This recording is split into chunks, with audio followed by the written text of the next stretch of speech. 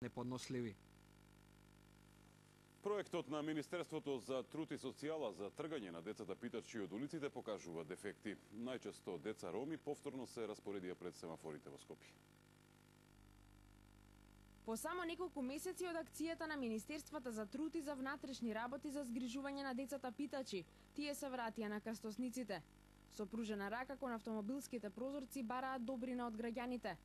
Ресоциализацијата која ја најавуваа надлежните институции се чини дека не успева. Децата се уште како единствен извор за екзистенција го гледаат питачењето. Воопшто никогаш не си одела на училиште? Никогаш. А сакаш? Не. Зошто? Не ми интересира, зашто и ова е како школа. Ако се преселивме со мајка ми и со татко ми во Шутка да седиме, таму ќе се запишам во школа.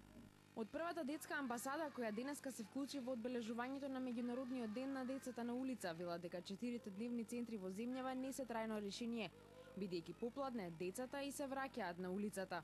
Оно што го забележавме во работа со општините дека и просветните инспектори и да забележат дека има деца кои не се вклучени во училиште, судиите не ги казнуваат, не ги санкционираат родителите со глоба од 1000-2000 евра. Од Министерството за труд и социјала тврдат дека изминатиот период се зголеми бројот на децата питачи затоа што се затоплило времето, а не зашто дневните центри не функционираат како што треба. Со оглед на фактот што во минатиот период голем дел од овие деца и семејства беа дислоцирани од улица, односно самостојно се повлекоа како резултат на јавното најавување на ова активност од страна на државните институции, се одлучивме овој пат без посебна најава.